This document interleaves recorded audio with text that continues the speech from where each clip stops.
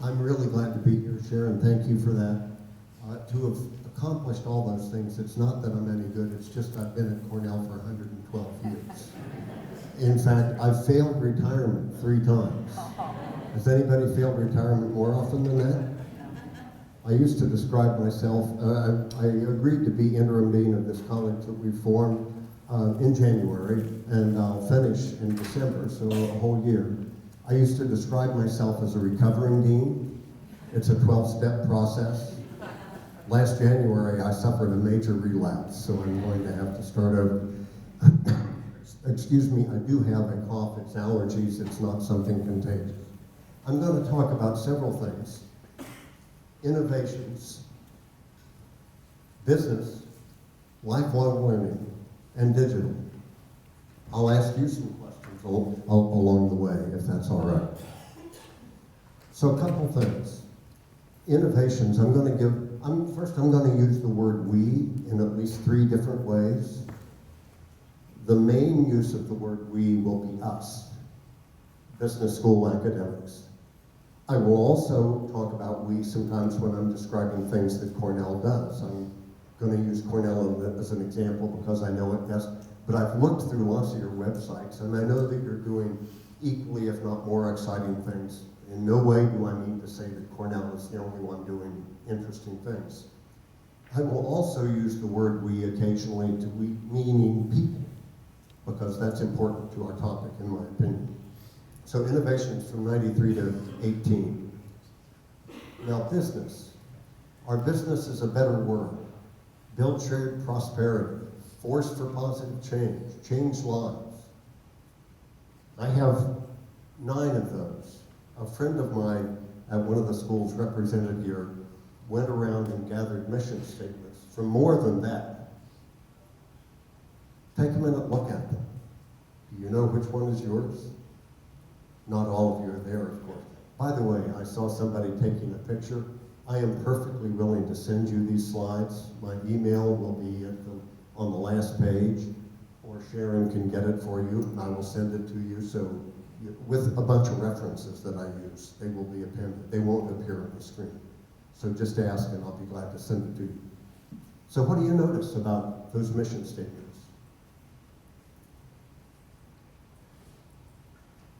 What I notice is they sort of all look the same. And if we switched, if we randomized them, most of us would feel perfectly comfortable. Now you could use that to say, well, we're all doing the same thing, but on reflection, I decided this is a good thing, because you notice every one of those says, essentially, we want our alumni to change the world in a positive way. We didn't always say that. I think we were always doing it, but all of us have accepted that obligation. So I think the fact that they kind of look the same isn't a bad thing. So now I'm going to see, how many of you think that it's okay that they look similar? How many of you think it's not okay? How many never raise their hand, no matter what the question is? And a few people raised their hands, so I got it. Okay, my point is, this is a wonderful thing that we are in. Business is a great business, business education. I don't think that we tout that enough. You saw Bill Boulding last night. Our friends from Liaison had a quote from Bill Boulding at Duke. And it said, we don't announce to the world, business done the right way provides jobs, provides prosperity, helps families. That's the first thing that business has to do. Then we also work to alleviate poverty, help to alleviate hunger. When I was retired, I signed on to nonprofit boards, a regional food bank, a place that helps people with disabilities. We're all doing that. But the basic job, doing business, is a good one in my opinion, and I think that we ought to all say that, because there's so many negative words out there about business. Lifelong learning. I'm going to talk a little about that. And the question is, what part is ours? Because most of lifelong learning is up to the individual. They don't come back only to us. They come back, they get things in lots of different ways. Digital era, I'm going to talk about what is the digital era doing for us and perhaps to us. Are we changing as people? There's some evidence that says we are. And I look at this conference and I think, wow, this is cool. I'm looking forward to it.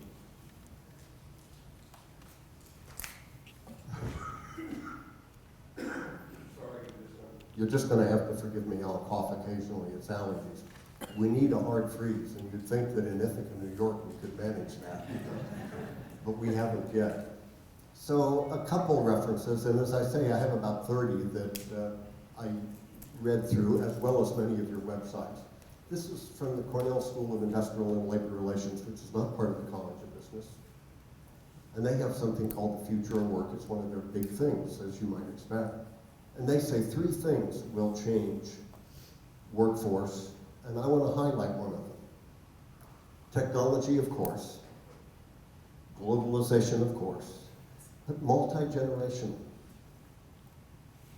I'm not the only old guy going back to work.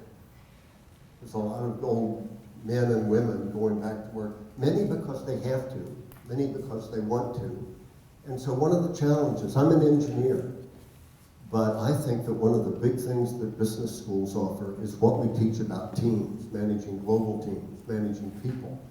And imagine a 75-year-old who has to go back to work, who reports to a 27-year-old. That's a managerial challenge. Well, we know how to do that. We know how to train the 27-year-old. And we probably need to think about training people who are going back to work as well. So the other is a tired phrase, perhaps, the Fourth Industrial Revolution, World Economic Forum, quoted from Forbes. And I want to talk, because I am an ops professor, about changes. Steam, water, equipment, electricity, computers, the so-called digital era now. What happened previously? Well, you go back over 200 years, and over 90% of the people in the United States and most of the world were farmers. Now the United States produces more food than we need. It doesn't get to everybody, which is why I work on the food bank. But more food than we need with 2% of the people. 2% of the workforce works on farms. Where did those other 90% go? Well, they got soaked up and life got better. Manufacturing. I spent a lot of time in manufacturing. You go back after World War II, over 50% of the workforce worked in manufacturing. It's now 8.6. Where did all of those people go? And once again, the average economic well-being has improved. Some people say this one will be different, this change. I personally don't believe it. I am positively inclined to think that we can make the world better, but it's not going to be easy. And I am going to say one quote for cyber physical systems. Carl Schwab, the CEO of the World Economic Forum, says, he also agrees with me, life is going to get better. We're going to have interesting things. But he's worried about inequality, so am I. And I think that it's up to us in 2 ways. One is, for example, we have a Center for Sustainable Global Enterprise. You have things like that too, that actually go out and try to solve problems, but we're not big enough to do them from the university, but our graduates are, if we train our graduates to go out and do that. So I think the world will get better, and we have to continue to work on inequality. Lifelong learning. How many of you have learned something in the last week? More people raise their hand for that. I'm glad to see it. You're awake now, okay. So what kinds of things need to be upskilled? And it's certainly partly our job. Salesforce. How many of you use the software package Salesforce? Me too, and I just learned to show that septuagenarians can learn new stuff too. But that's not one mostly that the Business Academy is going to do. That's people learn those things on their own. And we have people that help us from Salesforce. But what about cryptocurrency? The graduates from 5 or 10 years ago didn't know, they had no idea. They read, Bitcoin, I'm going to invest in Bitcoin. I hope not. So you and we, there's a different use of we as the Cornell one in that particular case, are having courses on cryptocurrencies from computer science, from business, and executive education. So what portion of that? I'm going to talk a little bit about what portion is that. So do we have time for lifelong learning? So here is a cartoon just to make sure that you're awake from the New Yorker, and it's a guy answering the phone, and what's he say? Thursday's out. How about never? Is never good for you? How many of you would like to use that every so often? Yeah, me too. So I did some work, consulting work a long time ago for what we euphemistically call the big three auto workers. Some of you remember those. They're still around.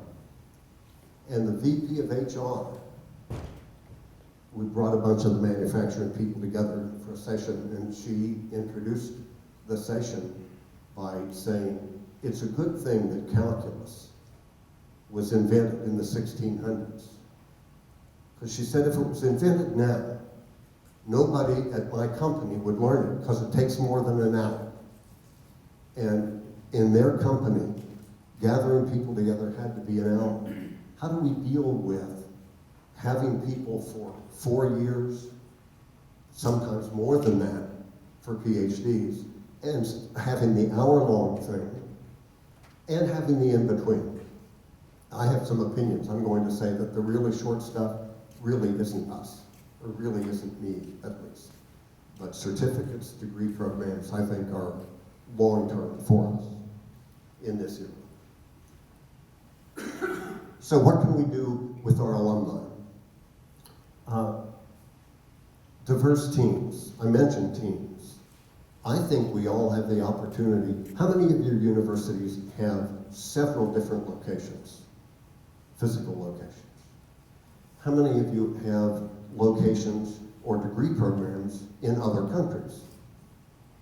Quite a few. So we have degree programs in China, New York City. That's sort of like another country. In fact, we have talked about from Ithaca having a semester abroad for the undergraduates in New York City. I'm serious, we have. So, and we have different kinds of people. We have a program that goes all over North, and not all over South America, but 2 of the countries in South America and 2 cities in Mexico in a synchronous program.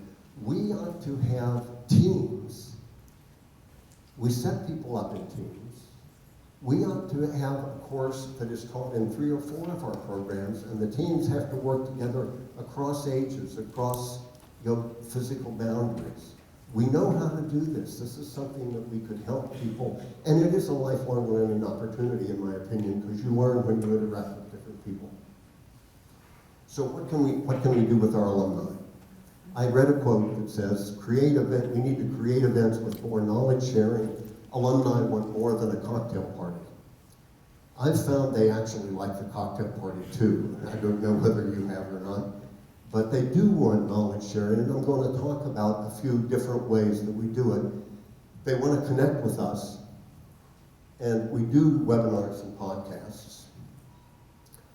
We have tried offering entire courses, that is, say, alumni can come back and course or stream them, and people start, but they don't finish. They don't have time.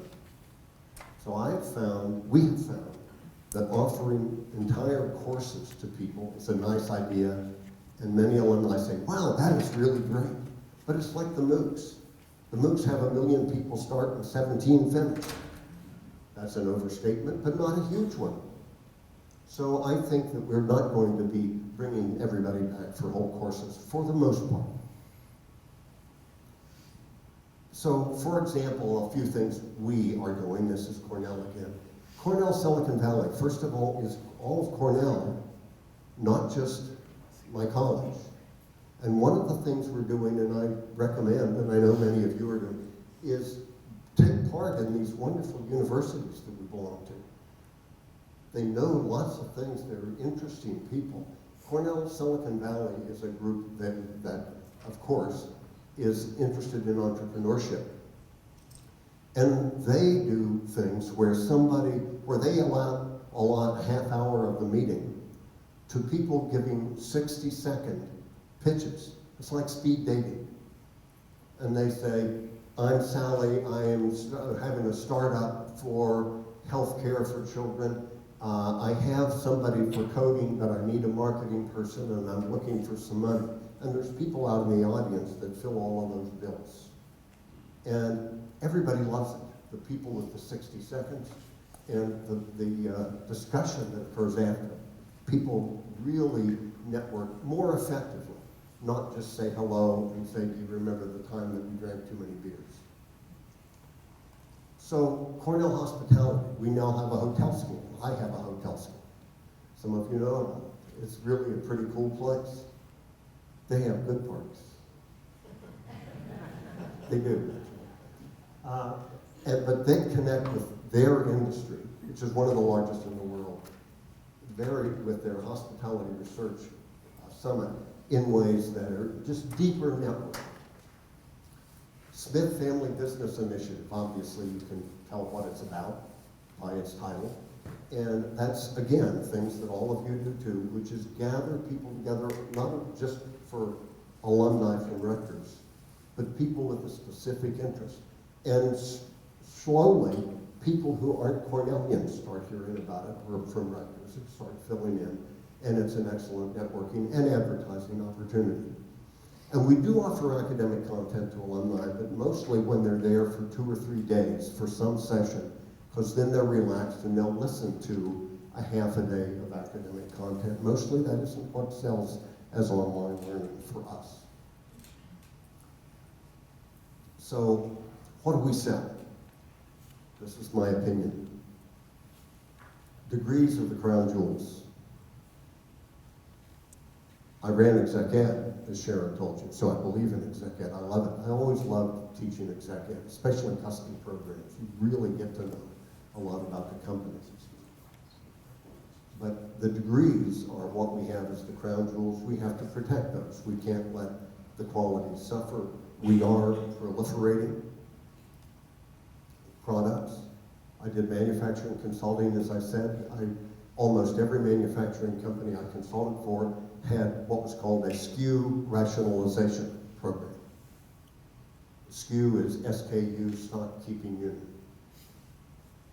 How many people knew that before? I'm just saying that to see if you're still awake. I mean, it doesn't really matter. You know, one of the companies that I worked for had 62% of their items that accounted for 1% of their sales. There's no way that those products are doing anything but losing lots of money. Are we going too far with certificates, with specialized degrees?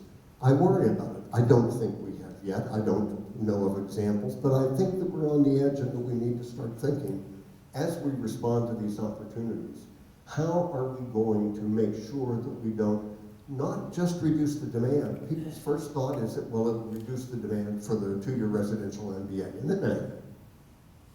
I also worry about the cost side.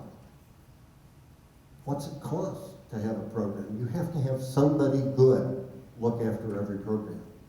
Who do we get to look after these programs? Often our best people.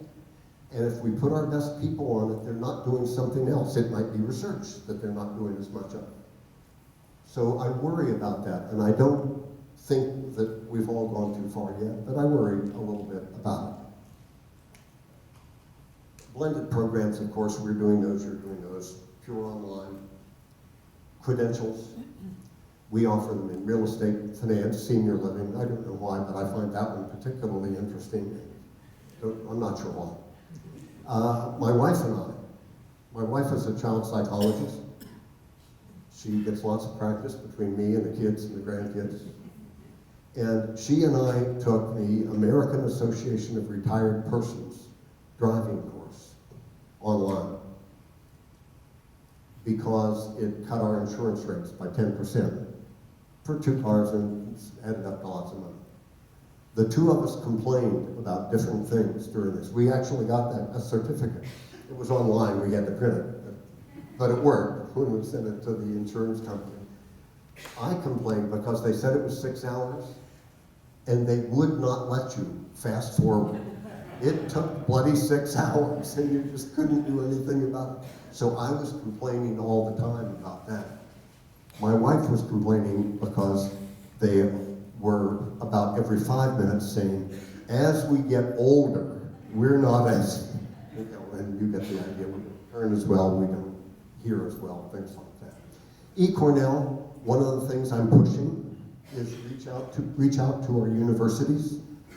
Cornell is across all of Cornell. We find them to be a great partner. That's our internet-based distance activity, and it's a wonderful activity. We have Cornell has degree programs and certificates and shorter things with them as well. Micro-credentials, I read about those during this present preparation and found that there are people that will give you a micro-credential for doing something 15 minutes long. My own opinion is we ought to forget that. There's no way that something that takes 15 minutes can be as good as something that takes 6 hours, like safe driving for old people.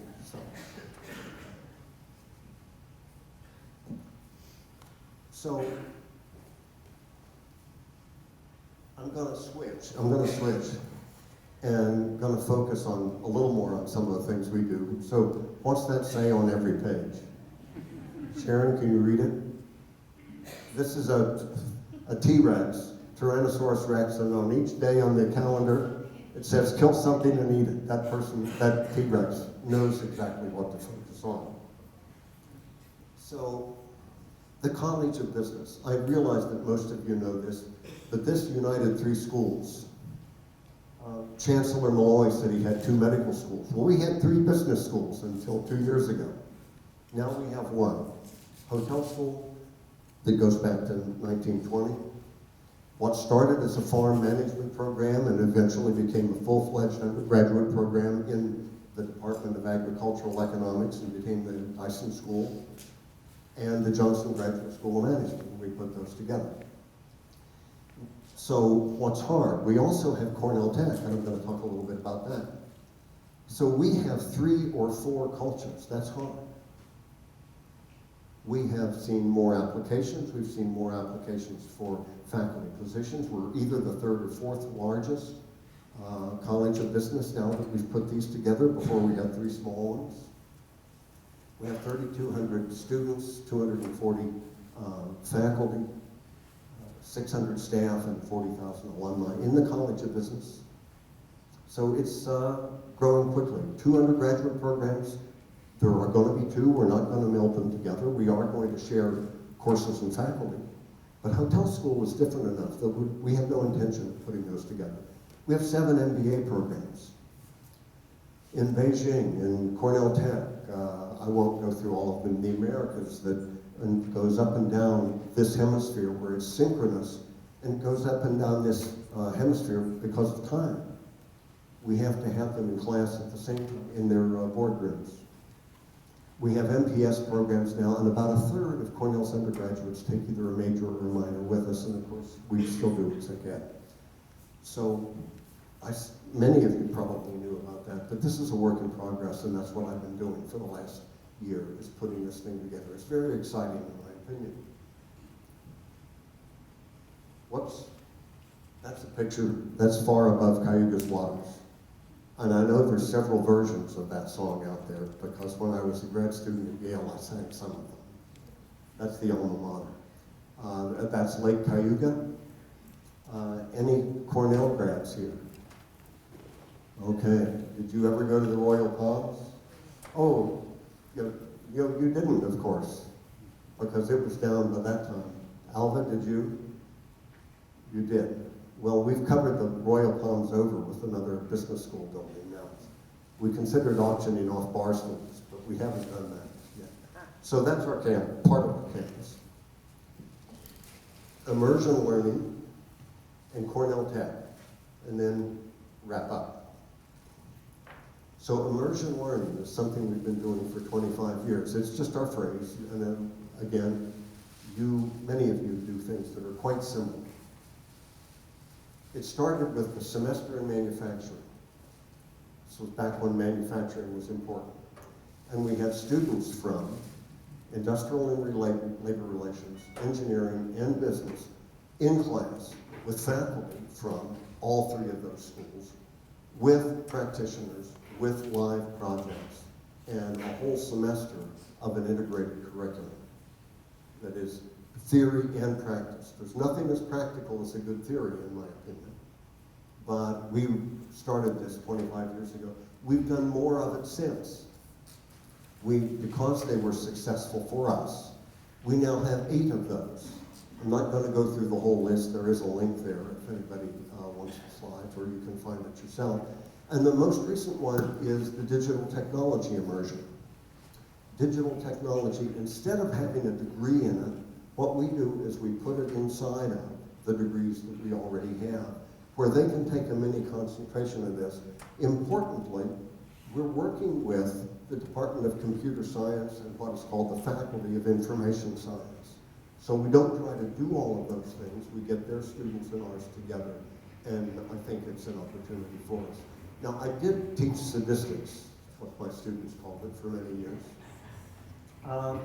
And we were teaching about data analytics, and there's sort of 3 things. There's computer science, big data, and data analytics. Computer science, operations, research, modeling, and statistics, put together in interesting ways. But I still worry about people making the type 3 error.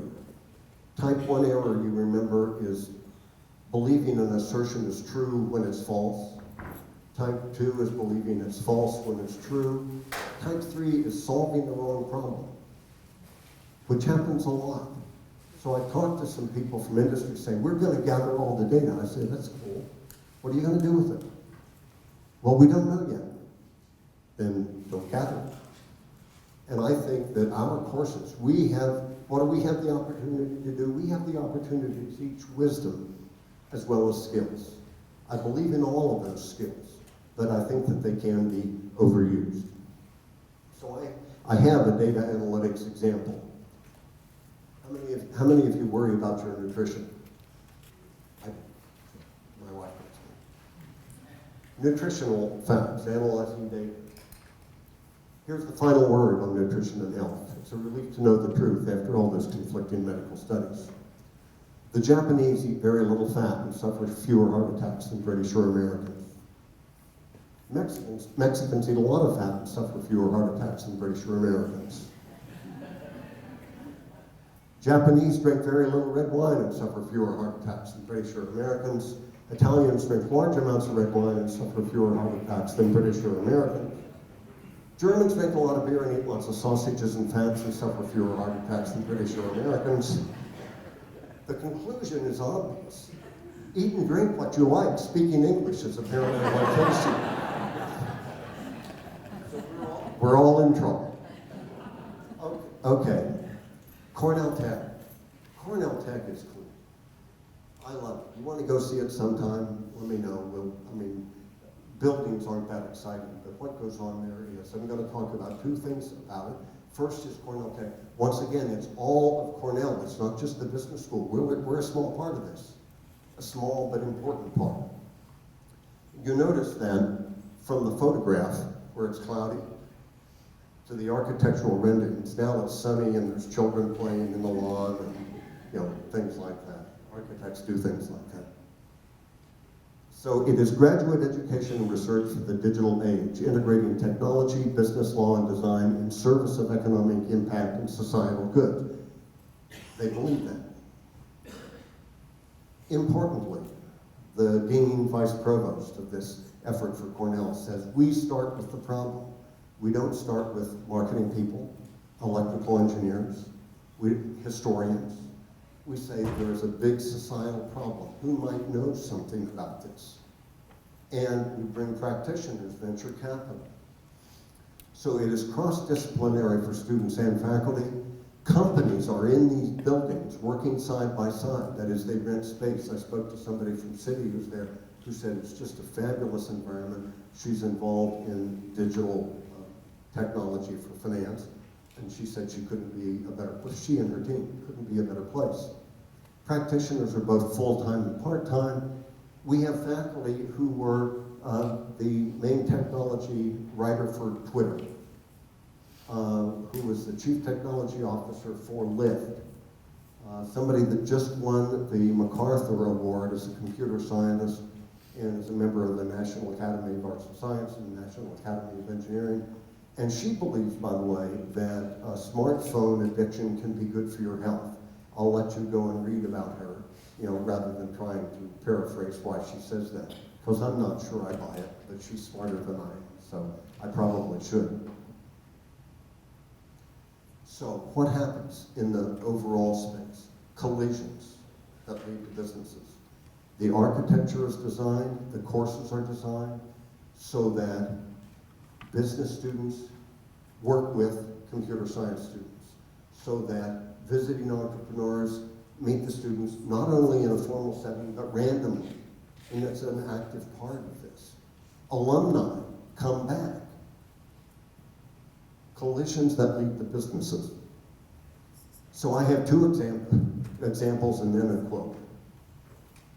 One is a company that started to help caregivers, including parents, for children on the autism spectrum. It's a very complicated thing, as you know, and the spectrum is very wide.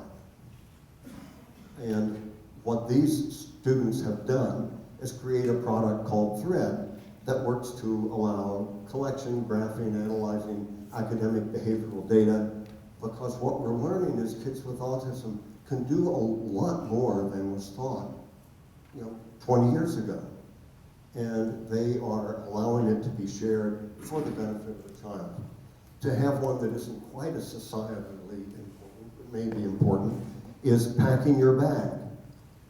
These folks have a product that will keep you from arriving at the airport and notice that you left your passport, or your socks, or your belt, or whatever. It's not as important, but they have a small business going. And how many people have ever left something important? Most of the hands only go up this high. I've done it. So here's a quote from an organization that's not Cornell. Tech, New York City. Cornell Tech has become an anchor for the New York tech community. As of mid-2018, more than 40 startups have been formed. It's 42 last I heard on the Cornell Tech campus. Nearly all of those involve MBAs, but not only MBAs. Together, these companies have raised a total of $46 million in funding, employ more than 170 people. Those aren't that impressive, and I understand that, but it's a startup. The key thing is 93% of these are still in New York, so we're developing a tech hub. And the alumni, both of those groups of alumni say they come back to campus to keep up to date with what's going on. So it's us causing lifelong learning. So the Tech MBA starts in Ithaca, New York, because you have to come to Ithaca at least once. Have you been to Ithaca? When are you coming? Never mind, I'm sorry. We teach the core because we have to teach the core. Accounting, finance, marketing, statistics, things like that. They expect MBAs to know that. But the key thing is the studio course. And the fact that they give a day off every month for their projects. They have two different kinds of projects. They're supposed to start a company. They're supposed to help an existing company. Work with practitioners, it's a very active place. Scrums, I like that. Where you take, after your 24 hours off, where you're supposed to move your project ahead, working with the practitioners as well. Then you have to present to your colleagues, and the students try to rip it apart and make you better the next time. We are trying to provide value for Ithaca-based students, fintech, and digital marketing. So I have a couple of questions, really statements, one more slide, and so sanctity of degrees, I think that's crucial. Providing and selling certificates, I think micro-credentials are not the way to go. How do we staff all these programs? I'm worried that we're overusing our best people. and that does take them off of something else. We can't keep pretending that it doesn't. There's only 24 hours in the day. And so my key points are, a lot is changing, but we still have to teach basics, and what we know about teams and behavioral science is more important than ever before for several of the reasons that I said. We need to involve practitioners and practice more, and also reach out across our campuses. They love it. The other units love it when they interact with us. Product proliferation. I don't think we've gone too far yet, but I think that we, as a community, have to think about not doing too many things. And this ecosystem at Cornell Tech, I think, is fabulous, but I'm worried about how to scale that. I mean, right now, we have 93% of the companies that are started are still there, and they keep coming back to be part of this milieu. I worry about how to scale it. Now, Sharon tells me I have time for a question, if there is one. Burning question. And I know it's hard. Yes, sir. You didn't mention the partner of Cornell Tech. Sorry? You did not mention your partner of Cornell